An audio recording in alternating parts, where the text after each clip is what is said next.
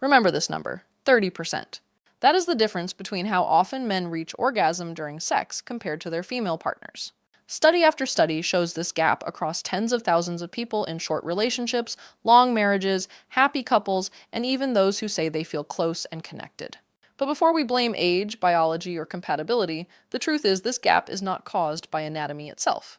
It is not caused by getting older. It is not even about not being sexually compatible. In most cases, it comes down to one simple thing. Men were never properly taught. And once you understand it, everything about sexual connection starts to change.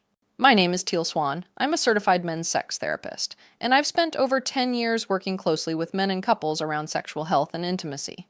In that time, I've seen the same pattern again and again. Men feeling confused, frustrated, or quietly worried that their partner seems less satisfied. And I've also seen what happens when they finally receive clear, accurate information. Their relationships don't fall apart, they improve. Not because they become different men, but because they finally understand what was missing. That is the purpose of this conversation. Real research-based understanding, no outdated myths, no guessing, just clarity that actually helps. Let's talk about the orgasm gap more clearly. This is not a vague idea. Large research published in respected journals on human sexuality involving more than 50,000 adults found a consistent pattern.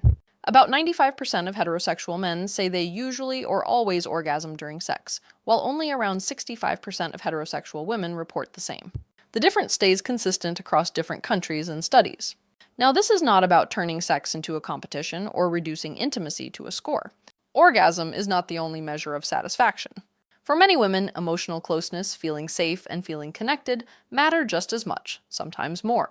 But the gap still matters because it points to something deeper. A lack of shared understanding, not lack of desire, not lack of attraction. A gap in knowledge. Most men were never properly taught how female sexual response actually works. What they learned about sex was often incomplete or centered almost entirely around penetration. Female pleasure was often described as complicated or unclear, when in reality, the issue was missing education, not mystery. When we look at anatomy, things become clearer. Modern research, especially work that became widely recognized in the late 1990s, showed that the clitoris is not just a small external part. It is part of a much larger internal structure. It has branches that extend inside the body and surrounds parts of the vaginal canal. What many people casually refer to as separate areas are actually connected parts of one system designed for pleasure. This matters because it changes the entire way we understand stimulation. All forms, snorts, female pleasure is not random or vague. It is physical, structured, and very responsive when understood correctly. Large clinical studies on sexual response show something very important.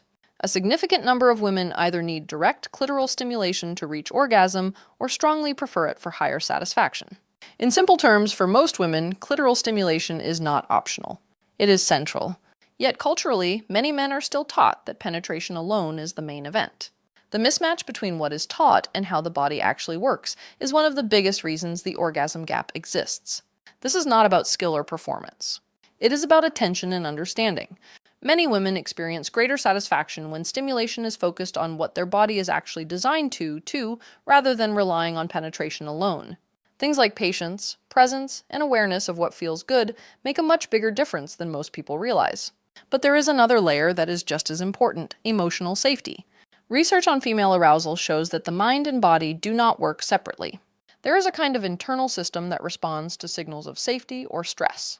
When a woman feels emotionally relaxed, desired, and connected, her body becomes more responsive. When she feels stressed, unseen, pressured, or emotionally distant, her body can naturally resist arousal, even if physical stimulation is present. In other words, the body has an accelerator and a brake. The accelerator responds to desire, touch, and emotional closeness. The brake responds to stress, tension, or emotional discomfort. And for many women, the brake system is much more sensitive. This means that no matter how technically correct the physical approach is, if emotional safety is missing, the body may not fully open to the experience. So the real answer to the 30% gap is not just physical technique. It is understanding both sides, the body and the emotional experience. When both are aligned, when knowledge, attention, and emotional presence come together, connection becomes much deeper and satisfaction becomes shared instead of uneven. And that is the shift this kind of understanding creates. Remember this number, 30%. That is the gap between how often men reach orgasm in sex compared to women. Across large studies with tens of thousands of people, this pattern keeps repeating in long-term couples, new relationships, happy marriages, and everything in between.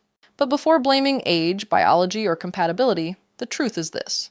The gap is not mainly about anatomy. It is not about getting older.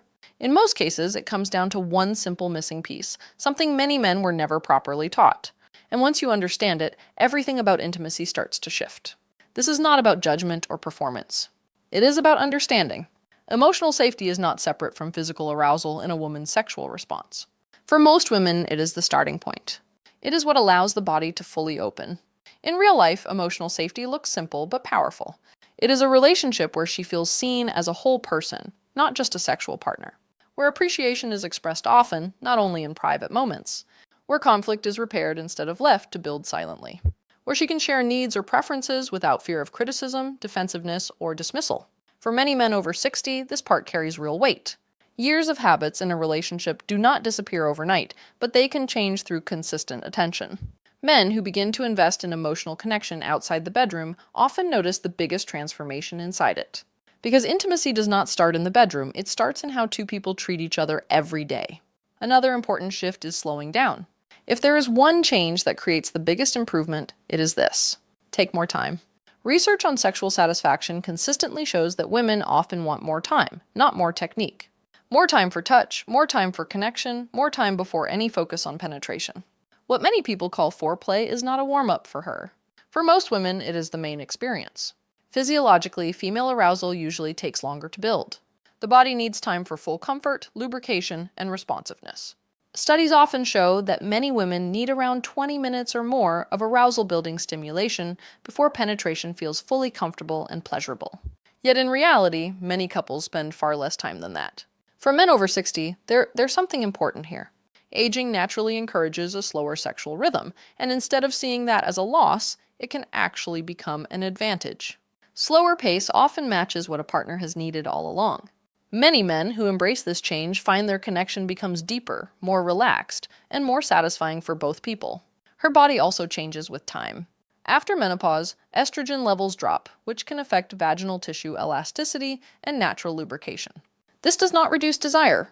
Many women remain deeply interested in intimacy, but it does mean the body may need more time, more care, and sometimes simple adjustments like lubrication or gentler pacing. What matters most is attitude. When a man responds to these changes with patience instead of frustration, and with curiosity instead of assumption, it sends a powerful message. She is still desired, still valued, still important. That alone can increase emotional openness and physical response.